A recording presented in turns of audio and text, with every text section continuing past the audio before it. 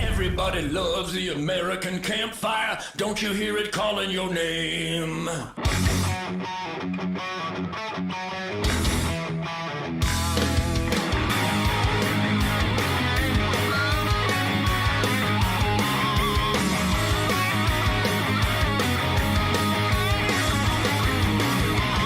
Everybody loves the American campfire. Well, according to my production team at the Real America's Voice, I'm live right now from the Man Cave Cuckoo's Nest, the Arsenal of Democracy, where I've been snorting black cocaine for the last 74 years. Because I didn't start till I was 2, but I started snorting black cocaine. Well, that doesn't sound good. Oh, it's good because black powder, gunpowder.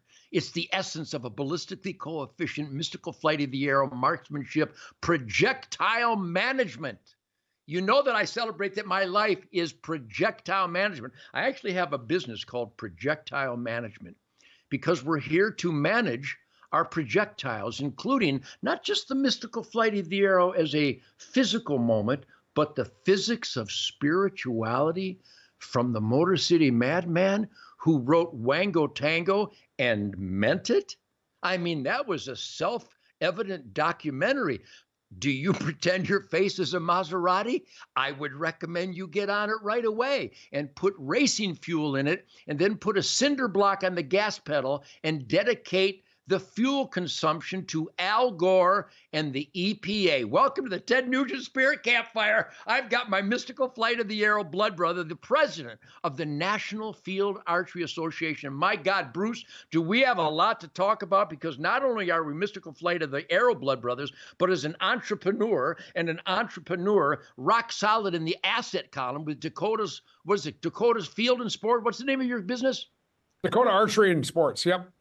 Dakota Archery and Sports in Yankton, South Dakota. Now, even before I knew there was a Yankton, I knew that whenever I yanked, I want at least a ton. I want at least a ton of yanking going on. So Yankton, South Dakota. Bruce, welcome to the Spirit Campfire. And we were talking about what the mystical flight of the arrow, archery, the discipline, the focus on spirit, mind, soul, and body, how that makes everything else in life better. As the president of the National Field Archery Association and a lifetime bow hunting maniac, tell us about the National Field Archery Association and how perfect those people and the experience is every year.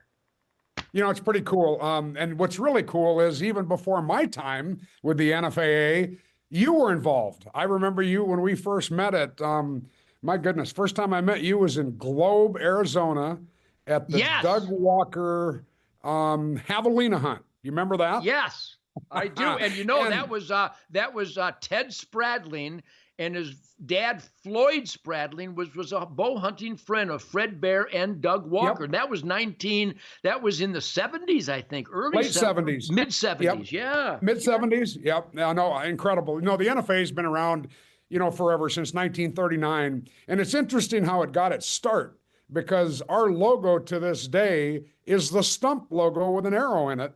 And it really goes back to our roots, you know, the NAA, which was the target archery people that wanted to shoot on a flat field, which is awesome. That's cool. But the NFAA came about from roving archery, which is what you and I still practice today. It's going out with your blood brothers shooting and picking a spot in the, you know, in the woods and saying, hey, let's see who can get closer to that. And that's basically the foundation of the NFAA and how it got started, was roving archery. And that, of course, did nothing but help people get ready for the actual hunting situation. So it's a great organization. We're in all 50 states. We've got an association of Europe. You've been involved and been a member, I think, pretty much your whole life. You know, just a great group of people. Well, it's so pragmatic and utilitarian. We know that the Fred Bear quote that the great outdoors lifestyle will cleanse your soul. When you're at an archery event, you realize that there are little children, some in wheelchairs, some without arms. There are people from every imaginable physical shortcoming or capability, but they draw the bow with their mouth, They'll draw the bow with their feet. So the point is that we made the other day when we're talking about the indecency, the cruelty of the Democrat Party and a segment of our fellow man who actually supports and encourages and promotes men destroying women's sports because men have more strength, they have more agility, that there's no sport where women could compete with men. And I was thinking one day, well, wait a minute, I see these kids with no arms holding and drawing their bow with their feet, and guys with no arms that have a fake arm and they draw it with their mouth. So I would think that archery is available to everybody, but the record books prove that women's best archer cannot compete with the success of the best male archer, which is the same in golf and basketball and baseball and football and athletics and volleyball and lacrosse. So let's talk about that archery is available to everybody, no matter what your strength, what your handicap. If you can't draw a bow back, get a lighter bow. It's still archery. But tell me about the world record bullseye masters of the National Field Archery. It goes into Olympic archery, and how the women are unbelievable. Shemaine can outshoot me most of the time. The best women archers can outshoot you and me every day. But the best men archers will never, so far, have never been beat by a female archer. Tell us about those record books and how everybody can be involved in archery, but it's cruel to sick a man in the women's archery division. Is that not been proven? Yeah, and probably the best thing that I represent, that I run, is the Vega shoot. I think people, even non-archers, by the most part, have heard of that. I mean, it's an event that has 6,000 competitors, 18,000 spectators. And, first of all, to talk about diversity, we have everything. We have a big branch of the Break the Barriers, which is a spinoff of like Wounded Warriors. They compete with all sorts of disabilities. And, to really top it off, we every year have at least one blind archer shooting. Which, think about that. I mean, a blind person shooting a bow and arrow. But, awesome. When all the gender stuff started, we did one thing. Our big division, which is what we would call professional or championship division, that is not a gender specific. So any man, woman, you have to be 15 because you win money. So that's just a federal law. But that's open to everybody. The first year we did that, we had a couple women try it. And not to bore everybody with scores, but they shoot 90 arrows and you get them all in the big bullseye, it's a 900. Well, every year we have 30 men shoot 900s and, between 0 and 3 women shoot 900s. So they can shoot that, but then we count the X-ring. And that's what separates everybody. There's never been a woman at that tournament, which I can't stress enough, is a controlled environment, no weather to deal with, indoor. It's you as a person with your equipment, and nothing else affects it.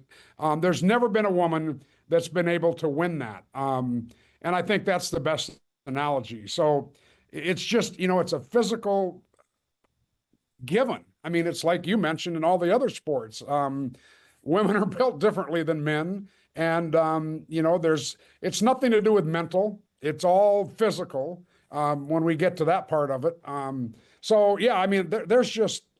There's no comparison. Yeah, it's very important.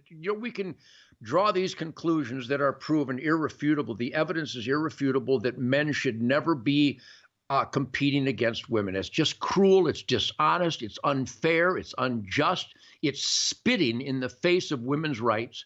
And I just described the Democrat Party. Because if you're not against stopping men from destroying women's sports, then you're for it.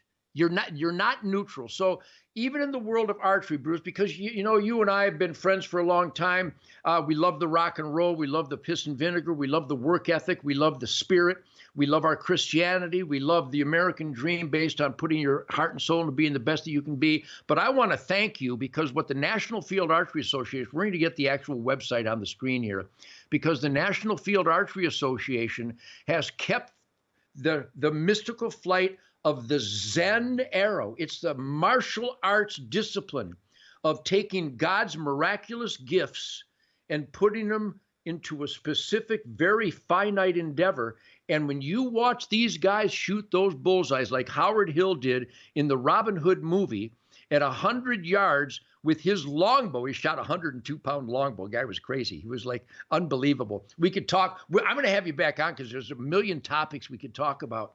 But to see a person, and I did it this morning with my Mathews bow and with my old Bear recurve, when I draw back my arrow, there's no Joe Biden. There's no crime. There's no evil. So thank you for promoting it as the president of the National Field Archery Association. You know how much I love you. You know how much I love all those participants. And if anybody ever goes east to Western America, stop in Yankton, South Dakota, and visit Bruce, Cullen, Scott, and those guys. But Bruce, thank you for all you do. And when we get off the show here, we'll talk some more. But I think we need to do a segment on a regular basis with you celebrating the National Field Archery Association, because it will cleanse your soul, and we need more soul cleansing now than ever. We only have 10 seconds left. So say goodbye to everybody, and thank you for being on here with me. I think I just lost Bruce. But anyhow, Bruce Cull, I love you. The National Field Archery Association. Go to tednugent.com. We'll probably have a link. Have a great weekend. I love you people. Rock and roll like you mean it.